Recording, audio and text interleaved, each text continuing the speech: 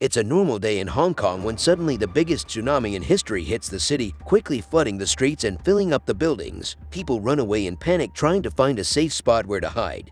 But the water is faster than them. Only those who manage to get to a floor high enough survive, and Hong Kong loses most of its population in just a couple of hours. 5 years later, Asha still has nightmares of the horror she felt that day. However, every morning she bottles up her fear and pushes through to keep on surviving. She's living in a high building that is in ruins, and she takes advantage of the trash to keep her things hidden from potential enemies. She's been savaging anything useful for the water for years and has created hiding spots all over the apartment, like making a hole under the couch cushions. Every morning, she goes to the roof and gets some clean water from her secret stash, which is also carefully hidden. After drinking some tea, she listens to the radio, but she ignores the recorded message informing about a government shelter with supplies and chooses music instead. She's careful to use headphones to avoid making extra noise. Next, she uses a towel to gather the morning dew, which she adds to her stash of water bottles. She also measures all the bottles to keep track of how much clean water she has left. And she can't help worrying because it hasn't rained in a while. Once her chores are done, she eats instant noodles while remembering the beautiful restaurants with delicious food she used to visit with her friends. Afterward, Asha uses binoculars to watch over the area. Only the top of the buildings can be seen sticking out of the water, and occasionally those buildings would start crumbling down. She also makes sure that the few surviving neighbors are still in their apartments. Suddenly, she sees a box floating in the water and rushes to a different window where she's installed a makeshift harpoon-like mechanism that she uses to scavenge.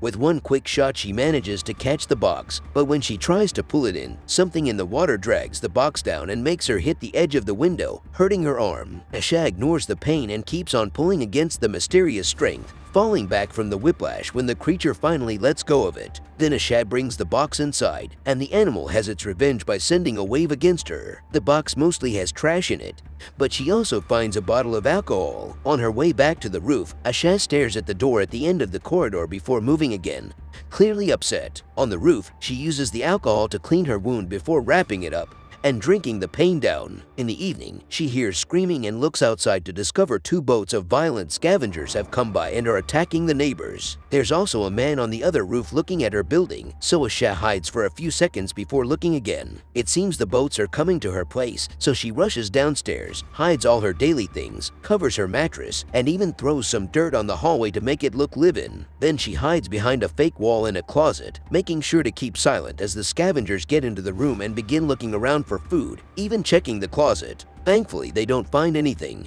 but Asha gets startled when she hears a shot. A boy just shot his gun because he thought something moving, but it was a mistake. After the group is gone, Asha cries in relief and tries to calm herself down with a nice memory. Before the tragedy happened, Asha had gained a half-sister and she took her out for a meal to start bonding. The next day, she finds another box, and among all the junk inside, she's excited to find a jar of honey. However, her happy moment is ruined when she sees a body floating in the water. Sometime later, while Asha is busy, someone sneaks inside and starts taking things from Asha's secret spots. Asha thinks she hears something but can't see anything, so she ignores it for now. When she gets ready for bed, she hears another noise and goes to investigate with her flashlight, but once again there's nothing. Next, she washes her face and leaves the soap out on purpose to finally catch the intruder, who turns out to be a little girl. Asha grabs the shoulder to confront her, but the child kicks her and runs away. She takes a few more things, including Asha's makeshift lamp, and goes down the corridor, but before she can open the mysterious door, she hears Asha coming and leaves again. That night, Asha dreams of the time she went shopping for clothes for her sister's birthday and how she told her best friend that she was eager to leave her parents' house. When she wakes up, she notices part of her food stash is missing, so Asha begins following the empty wrappers on the floor and finds the girl sleeping with the lantern. She doesn't have the heart to wake her up, so she goes to do some cooking instead. When the girl finally awakens, she goes around looking for more hidden compartments. Inside a fake outlet, she finds an envelope with pictures of Asha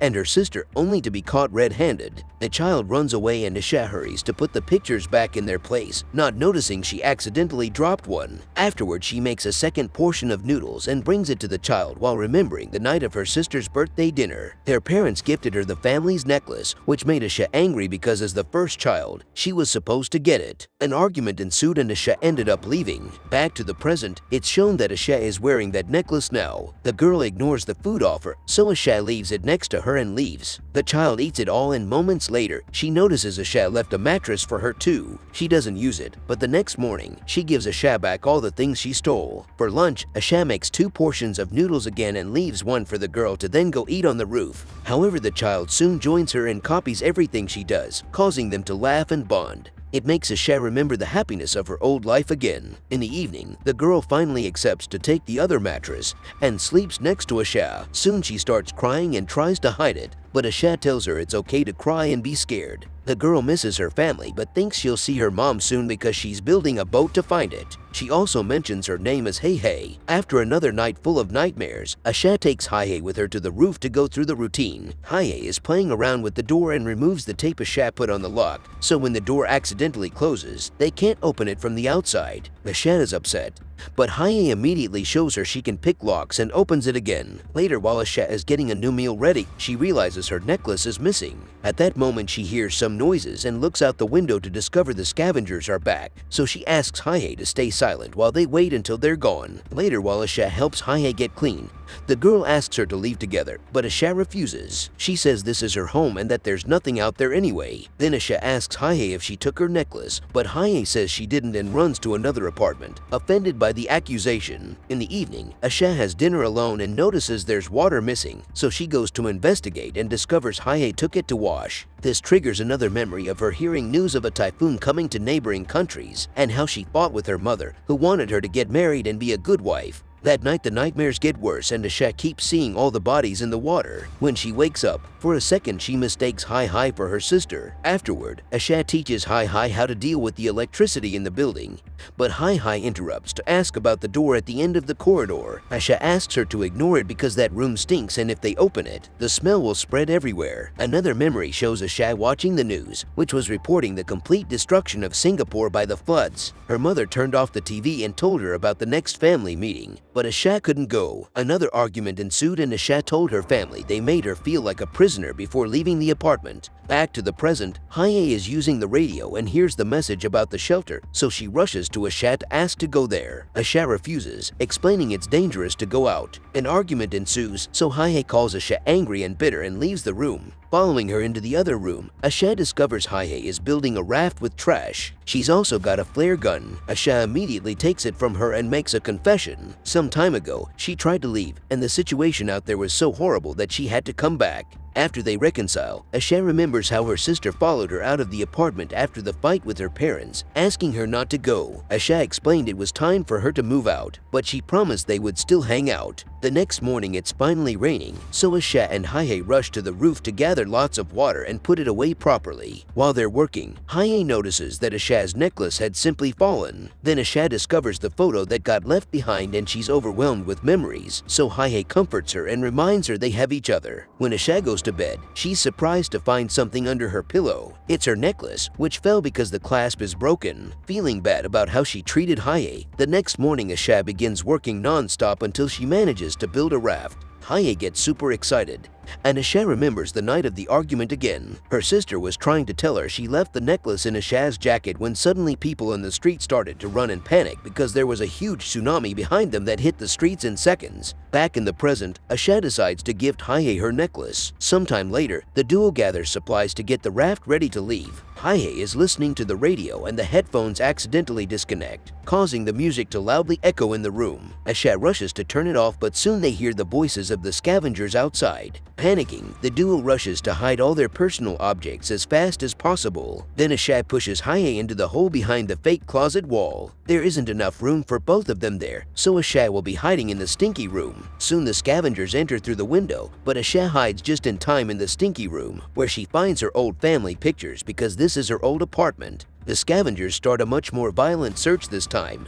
destroying anything they could find, including the raft. A guy comes to the stinky room and gags at the putrid smell, but he keeps moving and removes some old sheets only to find the bodies of Asha's parents, causing him to puke. At the same time, Asha throws out two while remembering the night of the tragedy. The wave was taking down everything in its path, killing dozens of people per second. Everyone started to push each other for a chance to survive, so Asha dragged her sister into a building to take the stairs, but soon the crowd was following them. Back in the present, the scavengers are taking all the food and staring at Asha's pictures. The boy finds the closet and notices something weird, so the other scavengers help him move the fake wall and they capture Hai Hai. Asha hears all this from her hiding spot in the stinky room and once again has a flashback. When they were going up the stairs, the sister tripped and fell behind, so she was trampled by the crowd. Asha was panicking and kept on running, not noticing her sister was missing until she made it to the roof. Suddenly, Asha hears a scared Hai Hai tell the group where she is and the scavengers quickly find her, knocking her out. When she wakes up, Asha is tied up and the foreign scavenger tries to take advantage of her, but at that moment the leader calls him over. Moments later, Hai Hai and all the supplies are taken to the scavenger's boat. Asha is soon dragged out too, and looking at Hai Hai reminds her of her sister, making her realize she can't make the same mistake again. She pulls at the rope, but the guy pulls back and makes her fall into the water. Luckily, there's a broken CD nearby, so Asha uses it to attack the man,